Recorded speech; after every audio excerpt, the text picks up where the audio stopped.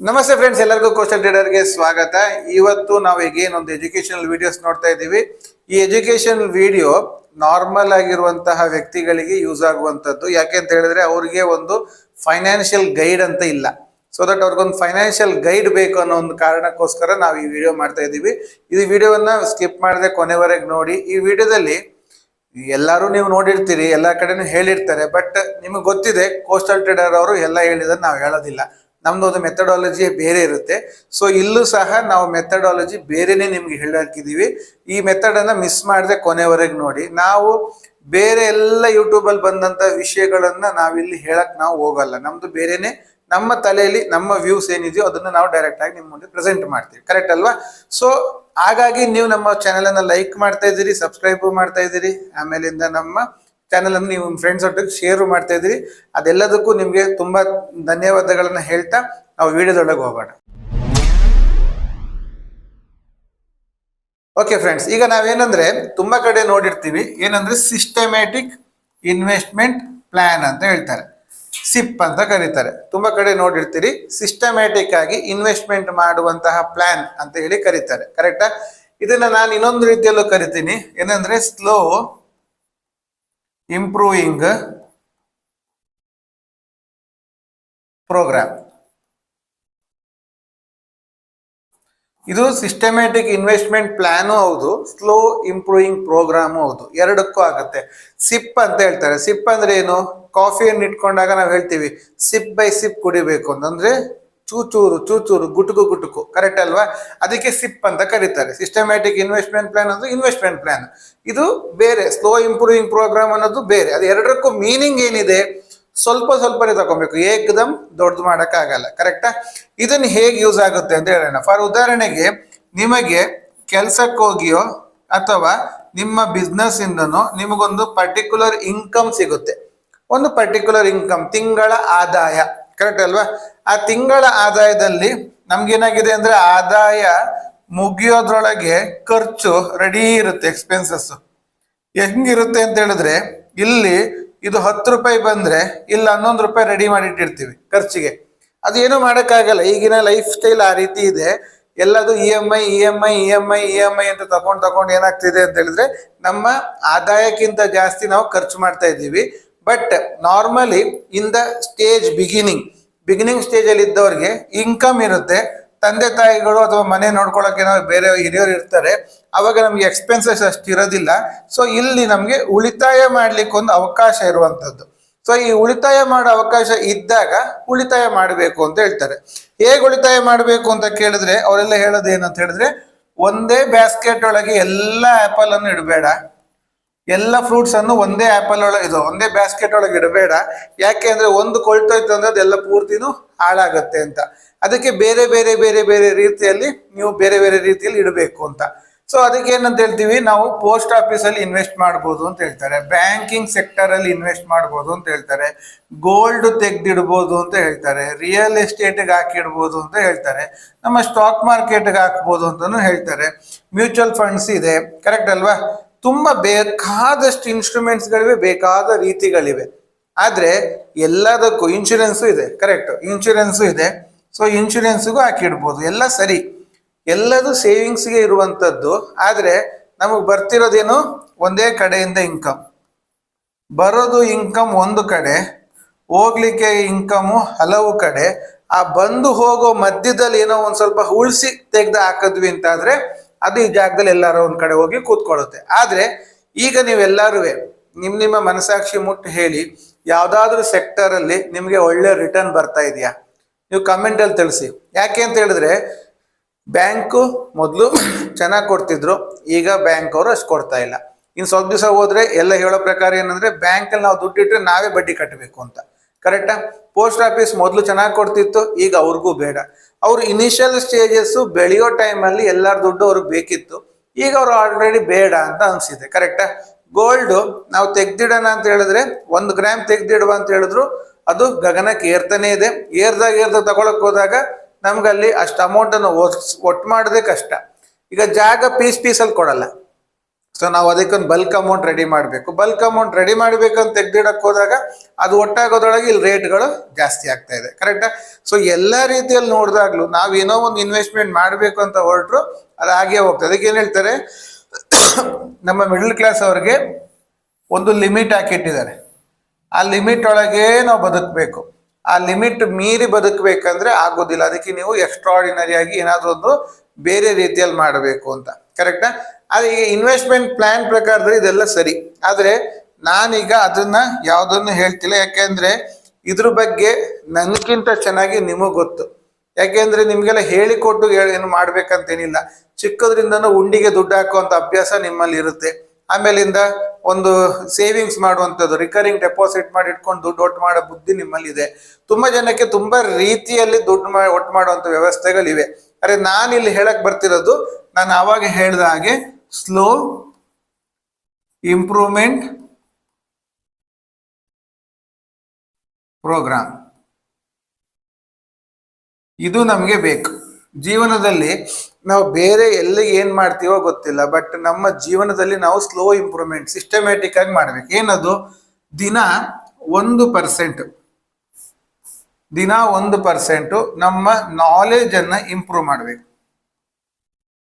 ನೋಡಿ ಏನಾಗುತ್ತೆ ಅಂದ್ರೆ, ಈಗ ಫಾರ್ ಎಕ್ಸಾಂಪಲ್ ಸಡನ್ ಆಗಿ ನಾವು ಉಡುಪಿಲಿರೋದು, ಉಡುಪಿಯವರೊಬ್ರು ದುಬೈಯಲ್ಲಿ ಒಂದು ಲಾಟರಿ ಟಿಕೆಟ್ ತಗೊಂಡಿದ್ದಾರೆ, ಅದಕ್ಕೆ 49 ಕೋಟಿ ಹೊಡೆದಿದೆ.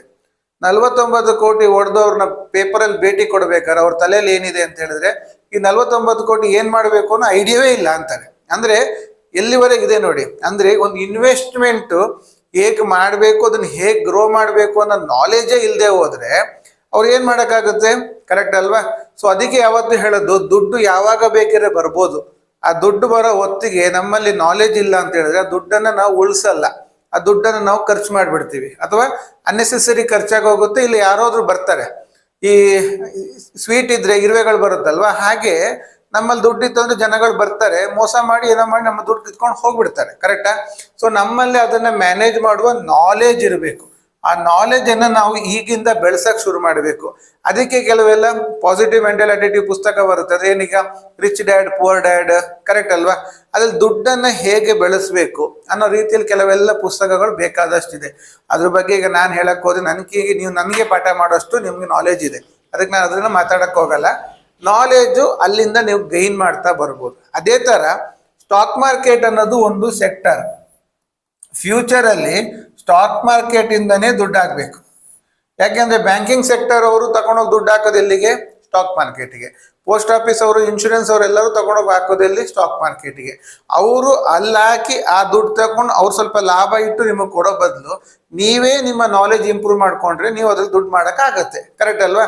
ಆ ನಾಲೆಜ್ ಅನ್ನ ಇಂಪ್ರೂವ್ ಮಾಡ್ಕೊಂಡು ನೀವು ಸ್ಟಾಕ್ ಮಾರ್ಕೆಟ್ ಅಲ್ಲಿ ದುಡ್ಡು ಮಾಡ್ಲಿಕ್ಕೆ ಆಗುತ್ತೆ. ಸೊ ನಿಮ್ಮ ನಾಲೆಜ್ ಅನ್ನ ಏಕ್ದಮ್ 100% ಮಾಡಕ್ಕಾಗಲ್ಲ, ಆದ್ರೆ ದಿನ 1% ಮಾಡಕ್ ಹೊರಟ್ರೆ 100 ಡೇಸ್ ಅಲ್ಲಿ, 100 ದಿವಸದಲ್ಲಿ ನೀವು 100% ಆಗ್ತೀರಿ.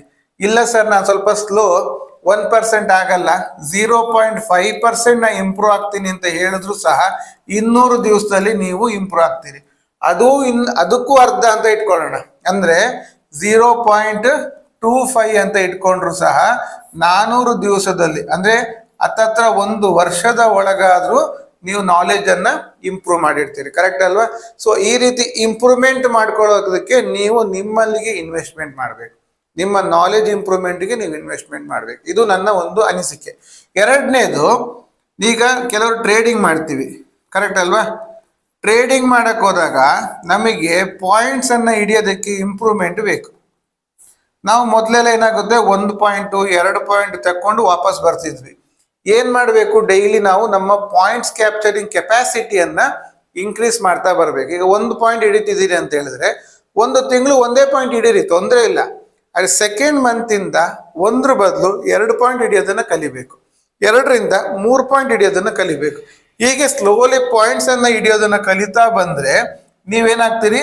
ಇಂಪ್ರೂವ್ ಆಗ್ತಾ ಹೋಗ್ತೀರಿ, ಜೀವನದಲ್ಲಿ ಇಂಪ್ರೂವ್ ಆಗ್ತಾ ಹೋಗ್ತೀರಿ. ನಿಮ್ಗೆ ಟ್ರೇಡಿಂಗ್ ಅಲ್ಲಿ ನಿಮ್ಮ ಕಾನ್ಫಿಡೆಂಟ್ ಲೆವೆಲ್ ಇಂಪ್ರೂವ್ ಆಗ್ತಾ ಹೋಗುತ್ತೆ. ಅದಾದ್ಮೇಲಿಂದ ನೀವು ಲಾಟ್ ಅನ್ನ ಇನ್ಕ್ರೀಸ್ ಮಾಡೋದಕ್ಕೆ ಸ್ಲೋಲಿ ಕಲಿಬೇಕು. ಅಂದ್ರೆ ನನ್ನ ಲೆಕ್ಕ ಹೇಗೆ ಅಂತ ಹೇಳಿದ್ರೆ 6 months ಒನ್ಸ್ ನಮ್ಮ ಲಾಟ್ ಅನ್ನ ಇನ್ಕ್ರೀಸ್ ಮಾಡ್ಬೇಕು. ಈಗ ಫಾರ್ ಎಕ್ಸಾಂಪಲ್ ಫಸ್ಟ್ ಮಂತ್ ಅಲ್ಲಿ ನೀವು 1 ಲಾಟ್ ಅಲ್ಲಿ ಮಾಡ್ತಿದ್ದೀರಿ ಅಂದ್ರೆ 6 ತಿಂಗಳು ಆದ್ಮೇಲಿಂದ ಅದನ್ನ 2 ಲಾಟ್ ಮಾಡಿ ಅಷ್ಟೇ ಪಾಯಿಂಟ್ಸ್ ಅನ್ನು ಹಿಡಿಯುವಷ್ಟು ತಾಕತ್ತನ್ನ ನೀವು ಬೆಳೆಸ್ಕೊಬೇಕು.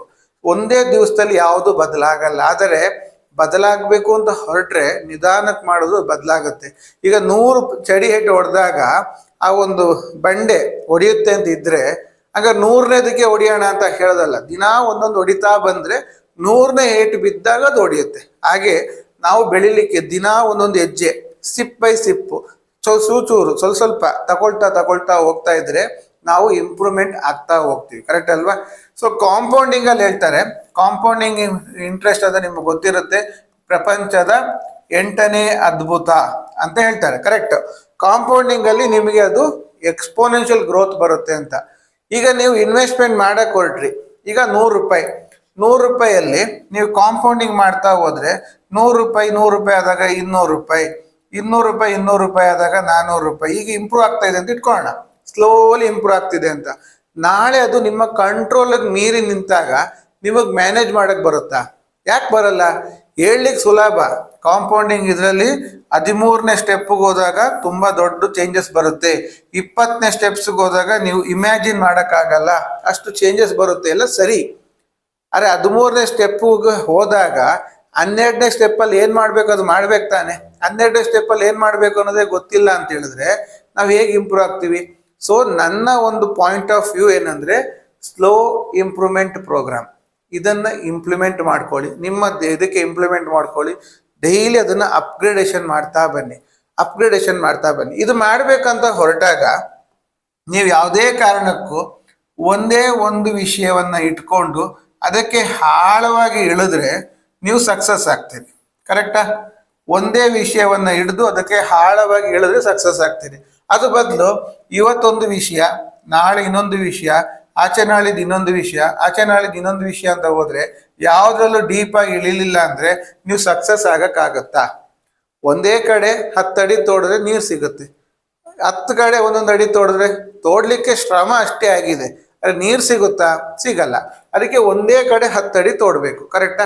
ಸೊ ಹಾಗಾಗಿ ನೀವು ಯಾವುದೋ ಒಂದು ನಾಲೆಜ್ ಸಿಸ್ಟಮ್ ಅನ್ನು ತಗೊಬೇಕು ಅಂತ ನೀವು ತೀರ್ಮಾನ ಮಾಡಿದ್ರಿ ಅಂತ ಆದ್ರೆ ಆ ನಾಲೆಜ್ ಸಿಸ್ಟಮ್ ಅಲ್ಲೇ ಡೀಪ್ ಡಗ್ ಮಾಡಿ. ಆ ಡೀಪ್ ಡಗ್ ಮಾಡೋದನ್ನ ನೀವು ಕಲ್ತ್ರಿ ಅಂತ ಆದ್ರೆ ಖಂಡಿತವಾಗ್ಲೂ ನೀವು ಸಕ್ಸಸ್ ಆಗ್ತೀರಿ. ಕರೆಕ್ಟಾ? ಸೊ ಸ್ಲೋಲಿ ನೀವು ಅದರಲ್ಲಿ ಪರಿಣಿತರಾಗ್ತಾ ಹೋಗ್ತೀರಿ. ಈಗ ಉದಾಹರಣೆಗೆ ಹೇಳಲಿಕ್ಕೆ, ಈಗ ನಾವು 12 ಗಂಟೆ ಝೋನು ಮತ್ತೆ 1 ಅವರ್ ಝೋನ್ ಬಗ್ಗೆ ಮಾತಾಡ್ತಾ ಇದ್ವಿ. 12 ಗಂಟೆ ಝೋನು ಮತ್ತೆ 1 ಅವರ್ ಝೋನು. ಕರೆಕ್ಟಾ? ನಾವ್ ಇದ್ರ ಬಗ್ಗೆ ಹೇಳಿ 12 ಗಂಟೆ ಕ್ಯಾಂಡಲ್, 1 ಗಂಟೆ ಝೋನು. ಸರಿ, ಇದ್ರ ಬಗ್ಗೆ ಹೇಳಿ ಜನ ಎಲ್ಲಿವರೆಗೆ ಎಕ್ಸ್ಪರ್ಟ್ ಆಗಿದ್ದಾರೆ ಅಂತ ಹೇಳಿದ್ರೆ ಇದೇ ಫಿಲಾಸಫಿ ತಗೊಂಡೋಗಿ ಬ್ಯಾಂಕ್ ನಿಫ್ಟಿಗೆ ಹಾಕೋದು, ಇದೇ ಫಿಲಾಸಫಿ ತಗೊಂಡೋಗಿ ಕಮೋಡಿಟೀಸ್ಗೆ ಹಾಕೋದು, ಆಮೇಲೆ ಇದನ್ನ ಯೂಸ್ ಮಾಡಿಕೊಂಡು ಇಂಡಿಕೇಟರ್ಗಳನ್ನ ರೆಡಿ ಮಾಡಿದ್ದಾರೆ. ಸೊ ಇದು ಇಲ್ಲಿ ನಾ ಕೊಟ್ಟಿದ್ದು ಫ್ರೀ, ಹೇಳಿದ್ದು ವಿಷಯ ಒಂದು, ನಾನು ಇದನ್ನ ಇಂಪ್ಲಿಮೆಂಟ್ ಮಾಡಿದ್ದು ನಿಫ್ಟಿಗೆ. ಕರೆಕ್ಟಾ? ಆದ್ರೆ ಅವರು ಬುದ್ಧಿವಂತಿಗೆ ಏನ್ ಮಾಡಿದ್ದಾರೆ, ಅದನ್ನ ತಗೊಂಡೋಗಿ ಬೇರೆ ಕಡೆಗೆಲ್ಲ ಇಂಪ್ಲಿಮೆಂಟ್ ಮಾಡಿದ್ದಾರೆ. ಸರಿ, ತಪ್ಪಂತ ಹೇಳ್ತಿಲ್ಲ. ಅದರಲ್ಲಿ ಇನ್ನೂ ಡೀಪ್ ಹೋಗ್ಲಿಕ್ಕಿರುತ್ತೆ. ಇಲ್ಲಿಗೂ ಇದಕ್ಕೂ ಒಂದು ಸ್ವಲ್ಪ ಏನಾದ್ರು ಚೇಂಜಸ್ ಮಾಡಲಿಕ್ಕಿರುತ್ತೆ. ಆ ಚೇಂಜಸ್ ಮಾಡಿದಾರಾ? ಇಂಥವು ಬೇಕು. ಇಂಥದನ್ನು ನೀವು ಮಾಡ್ತಾ ಹೋದಾಗ ಇಂಪ್ರೂವ್ಮೆಂಟ್ ಆಗುತ್ತೆ. ಯಾಕೆ ಹೇಳ್ತಾ ಇದ್ದೀನಿ ಅಂತ ಹೇಳಿದ್ರೆ, ಸ್ಟಾಕ್ ಮಾರ್ಕೆಟ್ ಈಗ ಗ್ರೋ ಆಗ್ತಾ ಇದೆ. ಕರ್ನಾಟಕದಲ್ಲಿ ಖಾಲಿ ಟಾಪ್ ಟ್ರೇಡಿಂಗ್ ಮಾಡೋದ್ರಲ್ಲಿ ಟಾಪ್ ಸ್ಟೇಟ್ ಅಂತ ಹೇಳಿದ್ರೆ ಮಹಾರಾಷ್ಟ್ರ ಫಸ್ಟ್. ಓಕೆನಾ? ಮಹಾರಾಷ್ಟ್ರ ಫಸ್ಟ್ ಬರುತ್ತೆ. ಮಹಾರಾಷ್ಟ್ರದ ನಂತರ ಗುಜರಾತ್ ನಂತರ ರಾಜಸ್ಥಾನ್ ನಂತರ ನಮ್ಮ ಕರ್ನಾಟಕ ಬರುತ್ತೆ. 4th ಪ್ಲೇಸ್ ಅಲ್ಲಿ ಕರ್ನಾಟಕ ಬರುತ್ತೆ. ಎಷ್ಟು ಜನ? 96 lakhs ಜನ ಟ್ರೇಡಿಂಗ್ ಮಾಡ್ತಾರೆ. ಟ್ರೇಡಿಂಗ್ ಹೇಳ್ತಾ ಇರೋದು ನಾನು, ಇನ್ವೆಸ್ಟ್ಮೆಂಟ್ ಹೇಳ್ತಿಲ್ಲ. ಟ್ರೇಡಿಂಗು 96 lakhs ಮಾಡ್ತಿದ್ದಾರೆ. ಹಂಗಾರೆ ಲೆಕ್ಕ ಹಾಕಿ ನೋಡಿ, ನಾವು 4th ಪ್ಲೇಸ್ ಅಲ್ಲಿ ಇದ್ದೀವಿ. ಆಗಿದ್ದುಕೊಂಡೇ ನಮ್ಮ ಅಕ್ಕಪಕ್ಕದಲ್ಲಿ ಎಲ್ಲರೂ ಟ್ರೇಡಿಂಗ್ ಮಾಡ್ತಿದಾರಂಗ ನಮಗ್ ಅನಿಸ್ತಿದೆ. ಅಂದ್ರೆ 96 ಲಕ್ಷ ಜನ ಮಾತ್ರ ಮಾಡ್ತಿರೋದು. ಜಸ್ಟ್ ಇಮ್ಯಾಜಿನ್ ಮಾಡಿ, ನಾವು ಫಸ್ಟ್ ಪ್ಲೇಸ್ ಬರ್ಬೇಕಂತ ಹೇಳಿದ್ರೆ ಎಷ್ಟು ಜನ ಟ್ರೇಡಿಂಗ್ ಅನ್ನ ಕಲಿಬೇಕು. ಕರೆಕ್ಟ್ ಅಲ್ವಾ? ಎಷ್ಟು ಜನಕ್ಕೆ ಅದ್ರ ಬಗ್ಗೆ ನಾಲೆಜ್ ಬೇಕು, ಎಷ್ಟು ಇಂಪ್ರೂವ್ಮೆಂಟ್ ಬೇಕು. ಕರೆಕ್ಟಾ? ಸೊ ನಾವ್ ಹೇಳ್ತಿರೋದೇನಂದ್ರೆ, ಈಗ ನಾವೆಲ್ಲ ಸೀನಿಯರ್ ಮೋಸ್ಟ್ ಆಗಿದ್ದೀವಿ. ನಾವು ಮೊದ್ಲಿಂದನೂ ನಾವು ಟ್ರೇಡಿಂಗ್ ಮಾಡಿ ಕೆಲವ್ರದ್ದು ಅನುಭವ ಕೇಳಿದ್ರೆ 10 ವರ್ಷ ಅನುಭವ, 15 ವರ್ಷ ಅನುಭವ, 20 ವರ್ಷ ಅನುಭವ ಎಲ್ಲ ಇದೆ. ಆ ಅನುಭವಗಳನ್ನ ತಕೊಂಡು ನಾವು ಒಂದು 10 ಜನಕ್ಕೆ ದಾರಿದೀಪವಾಗಿ ನಿಂತ್ರೆ ಅಟ್ಲೀಸ್ಟ್ ನಮ್ಮ 4th ಪ್ಲೇಸ್ ಇಂದ ಫಸ್ಟ್ ಪ್ಲೇಸ್ ವರೆಗಾದ್ರೂ ಬರಕ್ಕಾಗತ್ತೆ. ಫಸ್ಟ್ ಪ್ಲೇಸ್ ಬರ್ಬೇಕಂದ್ರೆ ಏನು, ಇಲ್ಲಿಂದ ಸಿಸ್ಟಮ್ಯಾಟಿಕ್ ಆಗಿ ಒಬ್ಬೊಬ್ರಿಗೂ ನಾಲೆಜ್ ಅನ್ನ ಕೊಡ್ತಾ ಕೊಡ್ತಾ ಕೊಡ್ತಾ ನಾವು ಮೇಲೆ ತಗೊಂಡ್ಬರ್ಬೇಕು. ಅಂಡ್ ಇಂಡಿಯಾದಲ್ಲಿ ಓವರ್ ಆಲ್ ತಗೊಂಡ್ರೆ ಇಂಡಿಯಾದ ಓವರ್ ಆಲ್ ಪಾಪ್ಯುಲೇಷನ್ ಅಲ್ಲಿ ಇನ್ನೂ ಎಷ್ಟೋ ಜನಕ್ಕೆ ಸ್ಟಾಕ್ ಮಾರ್ಕೆಟ್ ಗೊತ್ತೇ ಇಲ್ಲ. ಆ ಸ್ಟಾಕ್ ಮಾರ್ಕೆಟ್ ಬಗ್ಗೆ ಅರ್ಥ ಮಾಡಿಸಿ ನಾವು ಇಂಡಿಯಾದಲ್ಲಿ ಹೋಗ್ಬೇಕು. ಈಗ ಜಪಾನ್ ಗ್ರೋಯಿಂಗ್ ಅಂತ ಹೇಳಿದ್ರೆ ಅಲ್ಲಿ ಯಾಕೆ ಅಂದ್ರೆ ಅಲ್ಲಿ ತುಂಬಾ ಜನ ಸ್ಟಾಕ್ ಮಾರ್ಕೆಟ್ ಇನ್ವೆಸ್ಟ್ಮೆಂಟ್ ಮಾಡ್ತಿದ್ದಾರೆ. ನಮ್ಮಲ್ಲಿ ಸ್ಟಾಕ್ ಮಾರ್ಕೆಟ್ ಅಂದ್ರೆ ಗ್ಯಾಂಬ್ಲಿಂಗ್ ಅಂತ ತಲೆ ಕಟ್ಬಿಟ್ಟಿದ್ದಾರೆ, ಅದು ಜೂಜು ಅಂತ ತಲೆಗೆ ಹೋಗ್ಬಿಟ್ಟಿದೆ. ಅದನ್ನ ಅರ್ಥ ಮಾಡಿಸಿ ಅದಲ್ಲ ಅಂತ ಕೇಳಿ ಇದ್ರಲ್ಲಿ ನಾಲೆಜ್ ಇಂಪ್ರೂವ್ಮೆಂಟ್ ಮಾಡಿಕೊಂಡು slow bit by bit improve ಮಾಡ್ತಾ ಬಂದ್ವಿ ಅಂತ ಆದ್ರೆ ನಾವು ಸಕ್ಸಸ್ ಆಗ್ತೀವಿ ಅನ್ನೋದು ನನ್ನ ಒಂದು ಅನಿಸಿಕೆ. ಈ ಅನಿಸಿಕೆ ನಿಮಗೆ ಹೇಗೆ ಅನಿಸ್ತು ಅನ್ನೋದು ನನಗೀಗ ತುಂಬಾ ಮುಖ್ಯ. ಸೊ ನಿಮ್ಮ ಅನಿಸಿಕೆಯನ್ನು ನಮಗೆ ಕಮೆಂಟ್ ಮುಖಾಂತರ ತಿಳಿಸಿ. ಹೆಚ್ಚಿನ ವಿವರಗಳು ತಿಳಿಸ್ಬೇಕಂತಿದ್ರೆ ಟೆಲಿಗ್ರಾಮ್ ಅಂತ ತಿಳಿಸಿ. ಅಂಡ್ ವಿಡಿಯೋ ಇಷ್ಟ ಆದ್ರೆ ಒಂದು ಲೈಕ್ ಕೊಡಿ ಅಂತ ಹೇಳ್ತಾ ಈ ವಿಡಿಯೋವನ್ನ ಕಂಪ್ಲೀಟ್ ಮಾಡ್ತಾ ಇದ್ದೀನಿ. Thank you very much.